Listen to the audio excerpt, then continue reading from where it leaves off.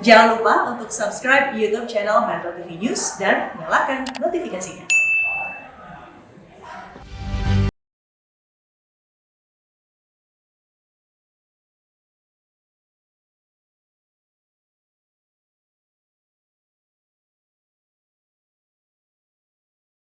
Putar di tempat dalam penanganan COVID-19. Dengan vaksinasi, Indonesia dapat keluar dari kondisi pandemi, berkontribusi kuat untuk mengubah status COVID-19 dari wabah global atau pandemi menjadi endemi. Pemirsa, inilah editorial Media Indonesia di seri ini Jumat 4 Maret 2022 dengan tema Percepat Vaksinasi Menuju Endemi bersama saya Leonard Samosir. Dan editorial Media Indonesia juga dapat Anda dengarkan melalui MG Radio Network di frekuensi 94,7 FM di kawasan Jakarta dan sekitarnya.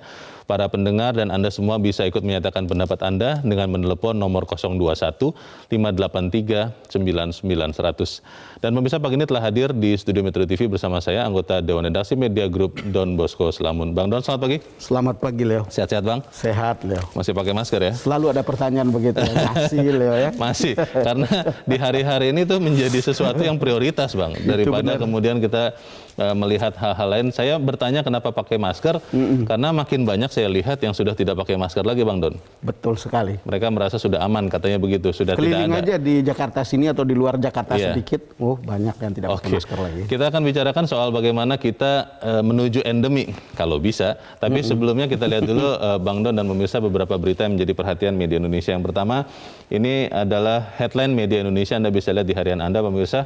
Harga gas subsidi tidak naik.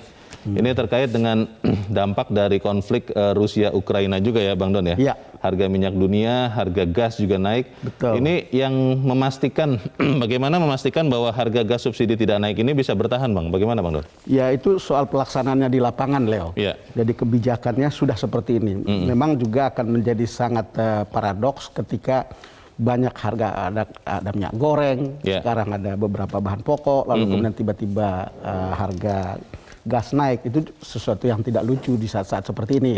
Di saat-saat agak sulit gitu. Makanya saya kira pemerintah kan mensubsidi nih sebenarnya gas, masih tetap mensubsidi kira-kira 11.000 untuk galon yang 3 kg ya. Tabung hijau ini ya. Tabung hijau ya. Jadi saya kira ini jalan yang tepat. Jangan membebani rakyat di saat-saat seperti ini. Gitu. Oke, asal kemudian kalau kemarin saya lihat berita di pelaksanaannya di lapangan, Leo. Itu dia, Bang. Di Metro TV juga ada konsumen yang mengatakan karena melihat harga gas yang tabung 12 kilo itu sudah naik, dia mengatakan begini, saya sedang berpikir-pikir untuk memakai tabung 3 kilo. Padahal dari tampilannya kelihatannya bukan keluarga yang harusnya tidak mampu. Ya, nah ini kan subsidi ini kan untuk mereka yang kurang mampu ya. Jadi kalau mampu jangan membeli atau mengambil hak orang-orang lain gitu. Oke, pesannya itu, jangan mengambil hak orang-orang lain. Betul. Kita tinggalkan berita itu, kita ke berita selanjutnya. Kali ini terkait dengan kemarin hari libur Nyepi ya, Bang Don. Betul.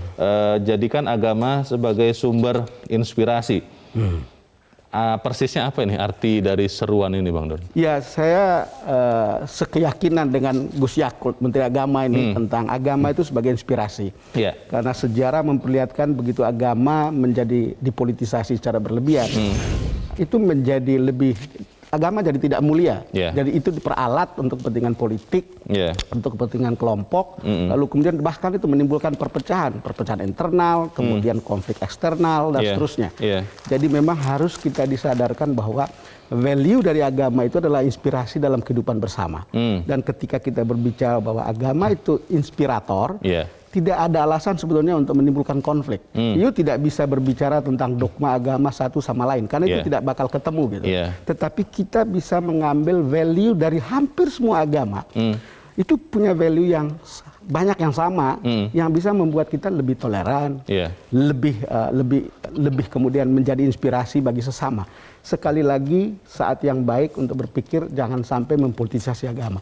Sejarah memperlihatkan dan bahkan mungkin fakta di tempat kita, hal-hal seperti itu juga bisa kita terlihat bagaimana pertentangan internal agama, kemudian dengan konflik horizontal itu lebih karena orang mempolitisasi secara berlebihan, dan itu menjadikan agama tidak semulia yang hakikatnya gitu. Betul, dan luka akibat politisasi agama itu panjang ya.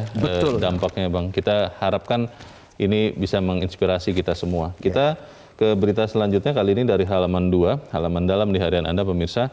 Ini senapas dengan editorial Bang Don. Tren kasus COVID di sejumlah daerah menurun. Ya. Nah, pertanyaan saya dan sebagian orang adalah ini benar-benar kasusnya memang menurun atau memang karena tesnya menurun? Karena kalau tesnya menurun kan kasusnya jadi seakan-akan menurun. Bagaimana Bang Don? Ya, Leo, saya tidak tahu persis angka-angkanya, tapi setiap kita bisa melihat angka harian yang dilaporkan oleh Menkes ya, atau Depkes ya. Kita akan tahu berapa testing, berapa tracing gitu. Betul. Sehingga bisa membandingkan apakah betul ini penurunan penularan atau karena memang tesnya menurun gitu. Pada umumnya kita bicara tes kita itu tidak setinggi seperti tempat-tempat di sejumlah negara maju gitu. Karena mereka punya kekuatan dan kita tapi tidak jelek sebetulnya, tidak jelek. Itu yang memperlihatkan angka penurunan itu gitu. Tetapi secara umum kalau saya ikutin apa yang dikatakan oleh Menteri Kesehatan Budi Sadikin, memang sudah diprediksi bahwa penurunan itu akan terjadi pada akhir Februari atau awal Maret. Karena puncaknya diperkirakan pertengahan kemarin ya, Februari. Jadi, kalau lihat itu trennya seperti ini dan memang fakta memperlihatkan mungkin DKI ya tracingnya mungkin lebih besar ya untuk memperlihatkan bahwa ada fakta objektif untuk memperlihatkan bahwa itu turun. Karena tracing di sini kan jauh lebih mudah. Betul. Gitu. Dan itu di sejumlah provinsi itu betul-betul turun. Gitu, Baik, pertanyaan berikutnya adalah apakah kemudian fakta bahwa kasus ini menurun, kasus COVID menurun itu memang sudah cukup signifikan, sudah cukup permanen, sudah cukup kontinu, karena di dalam editorial yang diberi tajuk hari ini, percepat vaksinasi, kita sudah bersiap-siap menuju endemi nih katanya Bang. Bagaimana nih Bang Don? Kan kita sudah membaca dan mendengar penjelasan pemerintah tentang persiapan menuju endemi. Dan ini menimbulkan euforia, seolah-olah ini akan berakhir. COVID-nya sudah selesai. Sebetulnya mindset yang keliru gitu. Betul bahwa kita harus siap. Sudah letih kita menghadapi situasi ini selama 2 tahun. Betul. Terhitung 2 Maret kemarin ada keletihan kita, kok begini terus. Tetapi euforia menuju endemi itu juga nggak boleh berlebihan. Kenapa?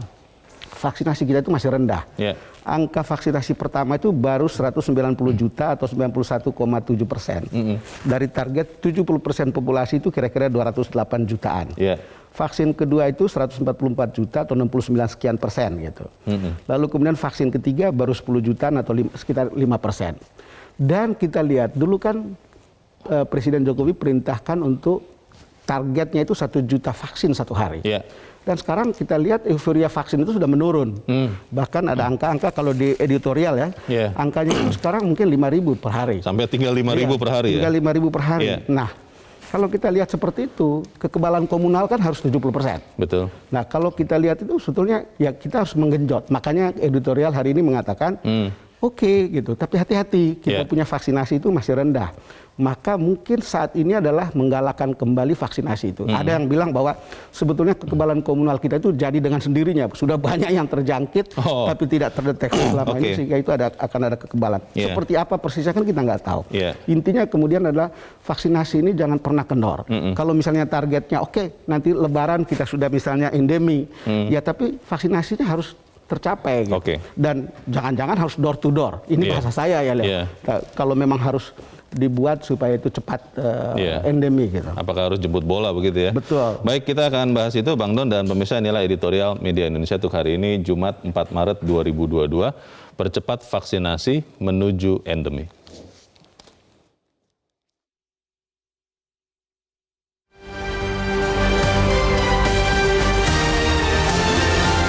Percepat vaksinasi menuju endemi.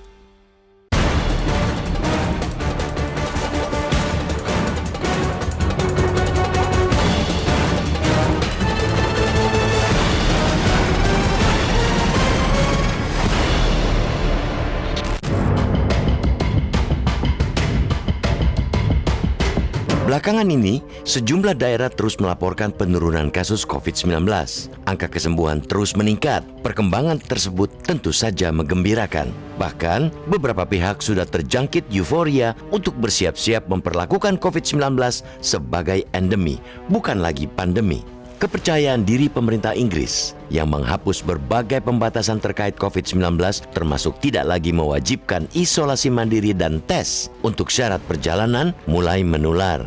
Indonesia juga sudah bersiap-siap menghapuskan kewajiban karantina bagi warga negara Indonesia maupun asing yang masuk ke Indonesia dari luar negeri. Sebelum euforia memperlakukan COVID-19 sebagai endemi ikut menjangkiti pemerintah Indonesia, kita perlu mengingatkan beberapa hal. Pemerintah hendaknya tetap berhati-hati dalam melakukan pelonggaran-pelonggaran serupa Inggris. Satu hal yang mendasar yang menentukan kemenangan melawan COVID-19 ialah pencapaian kekebalan kelompok melalui pemenuhan target vaksinasi COVID-19.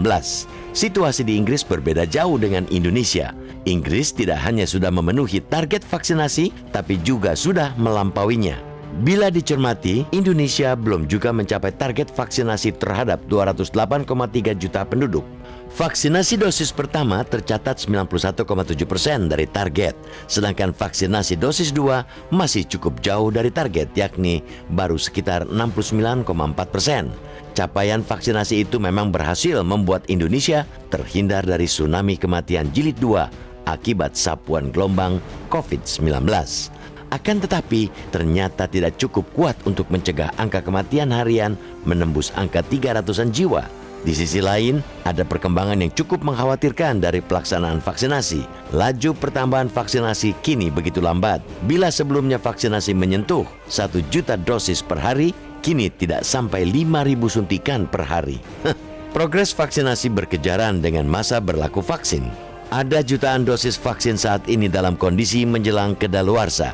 Bukan hanya itu, program vaksinasi juga terancam penurunan drastis kekebalan penerima vaksin.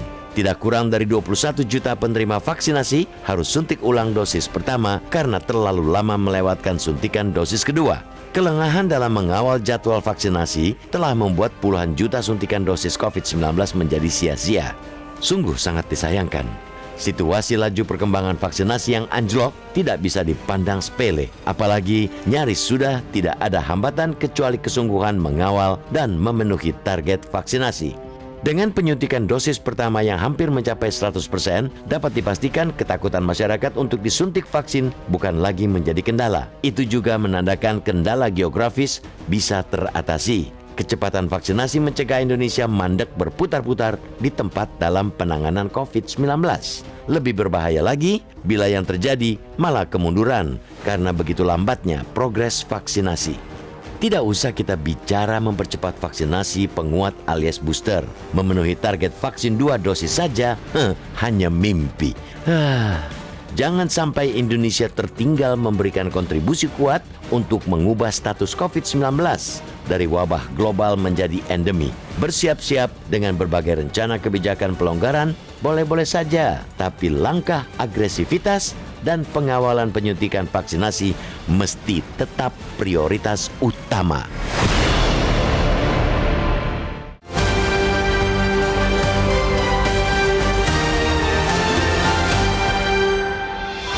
Di bagian berikut Anda bisa ikut menyatakan pendapat Anda, pemirsa. Untuk saat ini tetaplah bersama kami.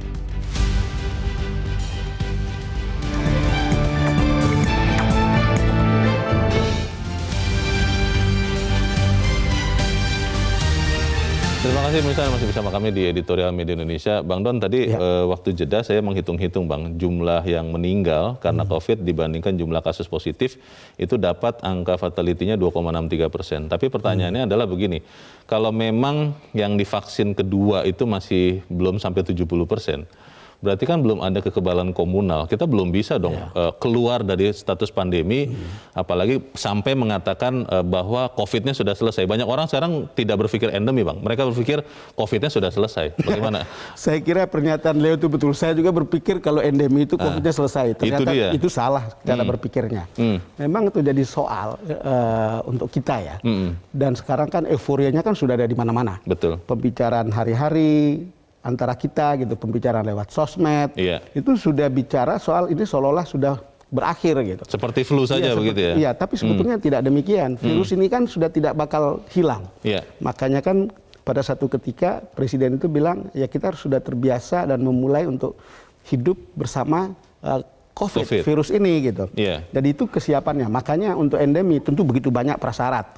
Dan kalau misalnya kan bisa lihat positivity rate-nya rendah, kemudian fatality rate-nya rendah, kesediaan rumah sakit kita rendah, bagus, infrastruktur kesehatannya bagus. Hal-hal itu yang menjadi syarat gitu. Memang kita harus tahu betul bahwa ada bagian yang tugas pemerintah untuk menyediakan infrastruktur, terutama soal mempersiapkan tenaga nakes. Tapi ada bagian yang kita jalankan. Ada bagian yang publik jalankan. Harusnya begitu. Apa yang publik jalankan? Itu ada dua saja sebetulnya. You jalanin prokes, kalau itu naik, kalau itu ada, kalau itu muncul. Yang kedua itu bergairah untuk vaksinasi. Hanya dua itu saja, itu bagian kita gitu. Dan kalau dua hal itu bisa lalu kemudian bertemu dengan kapasitas infrastruktur dan tenaga kesehatan yang bagus, ya mungkin kita bisa menyelesaikan. Dan memang menjadi menarik sekarang karena fatality rate-nya kan masih di bawah, masih masuk standar WHO. Kalau lihat itu semua, ada optimisme, tetapi sekali lagi jangan euforia berlebihan. Baik, kita akan bertanya kepada pemirsa kita, Bang Don. Kita saat ini sudah terhubung dengan pemirsa Metro TV di Medan, Sumatera Utara. Ada Pak Sukiwi. Pak Sukiwi, selamat pagi. Ya, selamat pagi, Bang Leo dan Bung Don. Selamat pagi, Pak Sukiwi. Bagaimana Pak Sukiwi? Sudah siap menuju endemi? Sudah siap untuk kekebalan komunal atau seperti apa menurut Anda? Silakan Pak. Kalau saya pribadi, saya sudah booster, kan gitu. Tapi ya kadang-kadang teman-teman ini ya ada yang memang ya namanya manusia ya, sifat manusia kan berbeda-beda. Jadi pertama-tama kami mengucapkan banyak terima kasih lah kepada editorial media Indonesia yang nggak jemu-jemu terus menyiarkan tentang pandemi, tentang virus COVID-19 ini. Kita tahu kita sudah bergelut dan berperang dengan virus ini sudah mau hampir beberapa hari lagi kita sudah mau masuk 2 tahun. Karena kita masih ingat itu tanggal 20 Maret 2020. Itu pertama diumumkan sudah ada yang kena COVID di Indonesia. Ini sebentar lagi sudah mau 20 Maret, berarti sudah 2 tahun. Kita lihat situasi, ekonomi, dan lain-lain semua. Banyak yang juga sudah gara-gara COVID ini bangkrut. Jadi kami sebagai masyarakat kecil, ya kami sangat berterima kasih juga kepada pemerintah. Kita lihat Menteri Kesehatan, ya Dinas Kesehatan, TNI, Polri, semua pihak sudah bekerja keras untuk melaksanakan vaksinasi. Harapan kami kepada masyarakat ini, masyarakat ya teruslah berbondong-bondong mendukung program pemerintah untuk vaksinasi supaya secepatnya jadi penyakit COVID ini berlalu dari Indonesia, supaya ada kekebalan tubuh. Kita lihat juga sekarang beberapa negara sudah mulai menghapus tentang karantina. Kita bersyukur mendengar kabar-kabar baik ini. Jadi masyarakat mari sadar, masyarakat jaga diri. Kalau masyarakat semua menjaga keselamatan dirinya sama dengan mendukung pemerintah. Itu harapan kami. Terima kasih.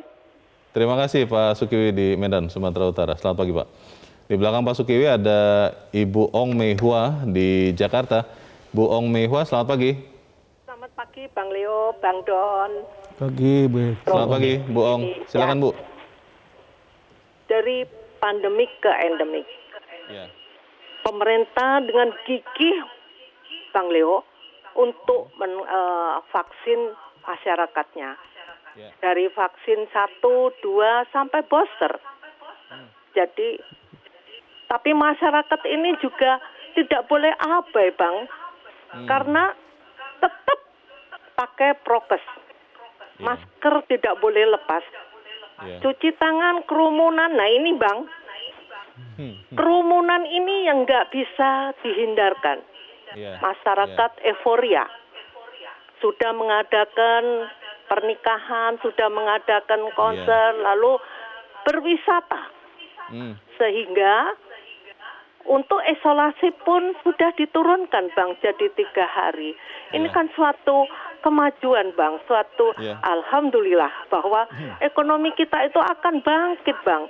Jadi jangan masyarakat itu bereforia dulu. Mengatakan bahwa COVID itu sudah tidak. Kita harus waspada, Mas. Tetap pemerintah itu kan sampai aparat, polisi, tentang TNI ikut vaksinasi sampai presiden sendiri menyaksikan apakah masyarakat itu sudah pada vaksin, Bang. Bu Nah, Ong, inilah. Ya. Ibu Ong, kalau menurut Anda, Bu, bagaimana caranya supaya masyarakat itu mau divaksin, khususnya yang baru hanya 1 dosis saja, Bu? Karena yang dosis kedua belum sampai 70%. Ya. Beberapa orang mengatakan, sekali suntik saja sudah cukup, bilang ke saya begitu. Kalau Bu Ong punya ide tidak, Bu, bagaimana supaya orang-orang ini bisa terus divaksin lagi? Bagaimana, Bu? Oke, kita harus Bang, pendekatan dengan RT, RW, lurah, door to door. Kalau saya lihat tetangga saya, Bang, yang belum vaksin itu dijemput, Bang.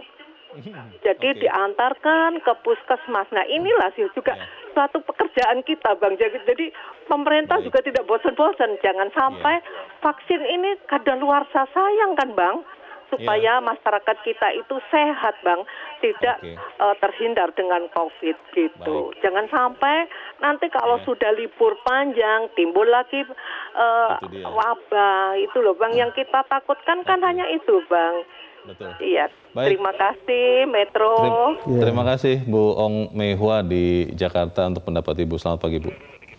Pertanyaannya itu tadi, Bang Don, bagaimana caranya bisa melakukan door to door tadi? Karena kan Indonesia ini banyak sekali rakyatnya, lalu geografisnya juga susah dijangkau beberapa bagian, kan butuh orang yang sangat banyak, Bang. Bagaimana, Bang? Iya, Leo, kalau kita vaksin fase 1 aja sudah bisa 190 jutaan, dan itu sudah 90%, ini mestinya kan kita bisa dorong fase 2 kan. Makanya tentu ada banyak sekali gagasan tentang misalnya door to door. Kalau sebelumnya pemerintah jemput, sekarang nakesnya yang ke rumah. Misalnya, itu hanya misal, saya tidak tahu persis. Dan ini kan jadi soal memang bagi kita ya, soal semangat vaksin yang menurun ini. Kalau sudah menurun, itu berarti ada tanda-tanda seperti kata Leo tadi, jangan-jangan Anda merasa 1 kali aja sudah cukup. Gitu. Padahal mestinya harus 2 kali paling kurang. Gitu. Dan yang jadi soal kan ada beberapa daerah yang vaksinnya itu kedaluarsa. Kedaluarsa ini berarti orang apakah tidak dipakai atau orang tidak bergairah untuk vaksin, tapi itu tidak adil bagi orang-orang lain yang membutuhkannya. Dan belum dapat. Dan belum dapat. Kita tahu bahwa pemerintah itu punya kinerja yang baik untuk menangani COVID.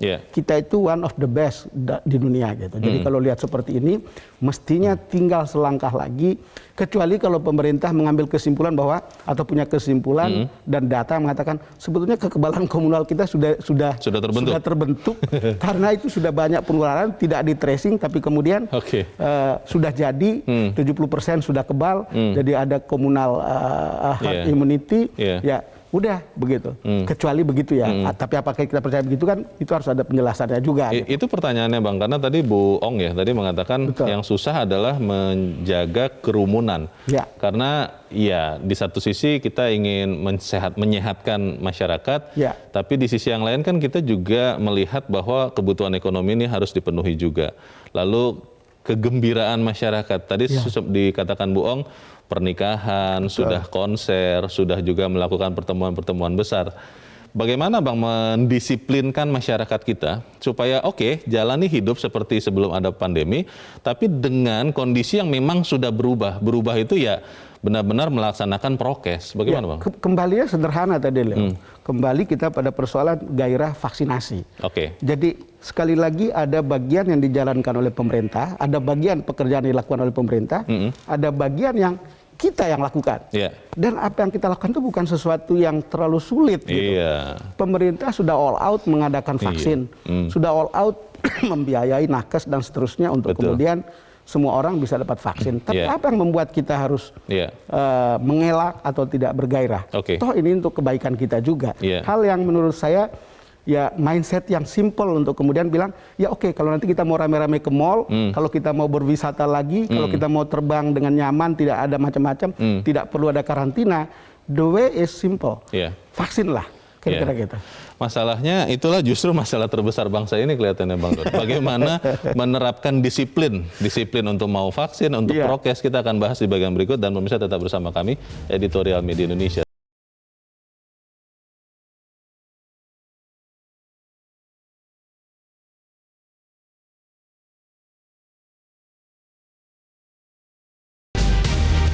Terima kasih pemirsa, Anda masih bersama kami di Editorial Media Indonesia. Kita di bagian akhir diskusi kita pagi ini. Bang Don, kalau saya ingat kalau kita menyaksikan tim bulu tangkis nasional Indonesia, itu sering kita terkena penyakit nilai-nilai terakhir, poin-poin terakhir, last one. Karena sudah merasa aman begitu, leading, tapi akhirnya jadi lengah dan akhirnya jadi kalah. Betul. Nah, kalau saya menganalogikan kondisi sekarang, saya khawatirnya karena sudah banyak wacana tentang kita sedang bersiap menuju endemi, padahal vaksinasinya belum cukup. Jangan-jangan nanti kita bisa seperti kondisi tim nasional bulu tangkis itu yang akhirnya kemudian kalah melawan pandemi ini. Bagaimana, Bang? Ya itulah yang tidak boleh terjadi, Leo.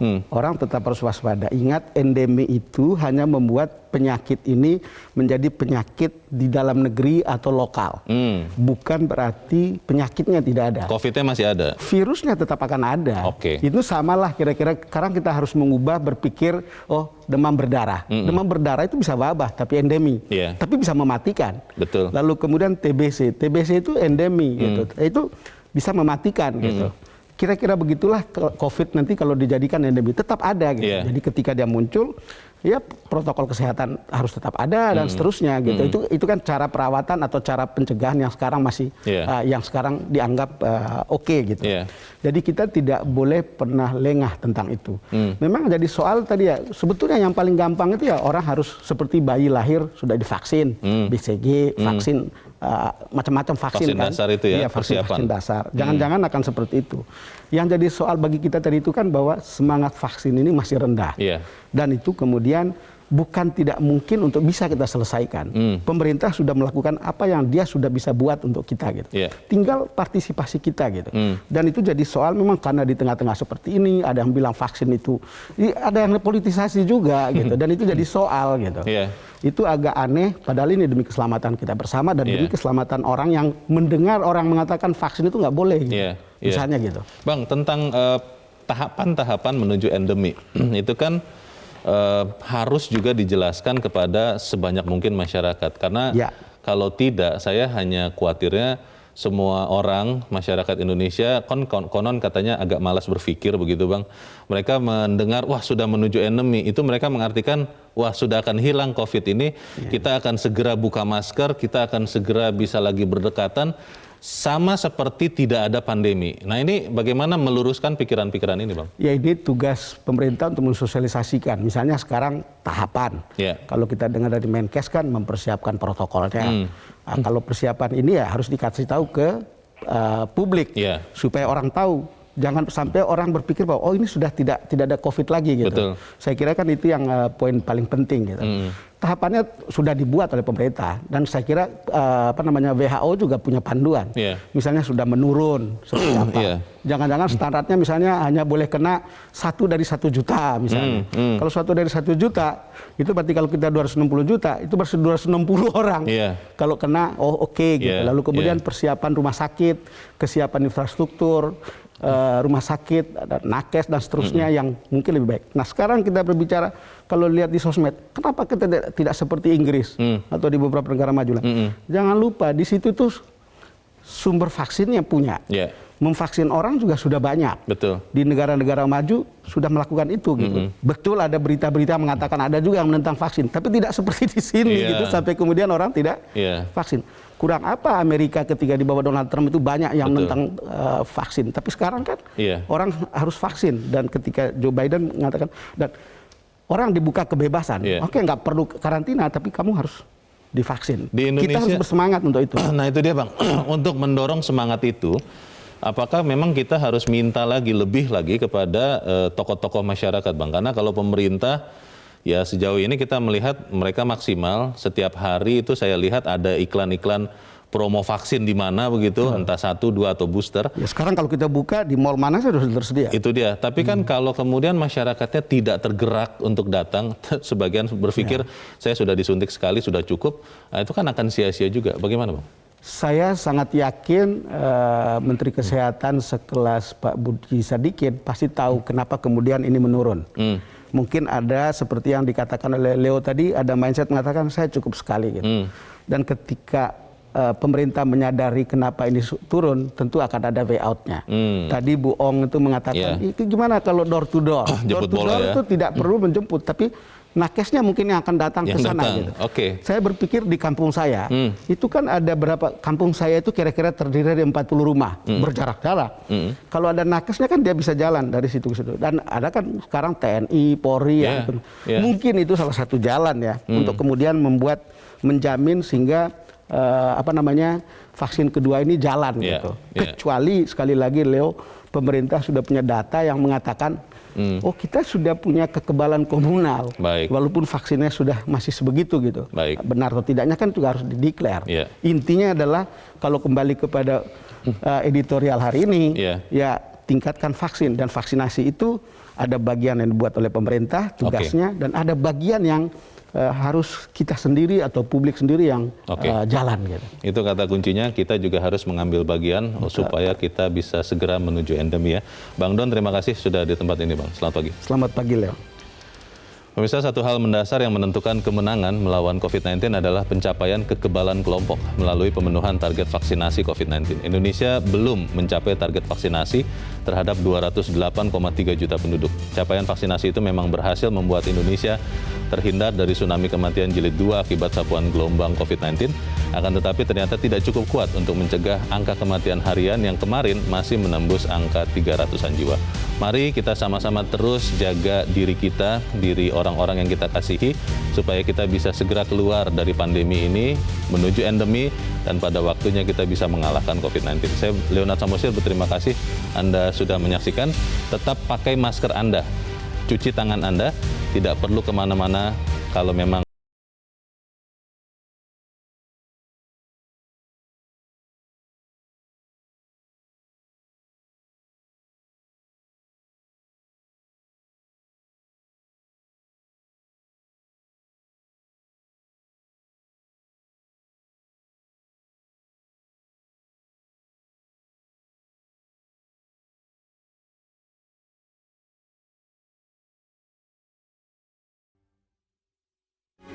Metro TV,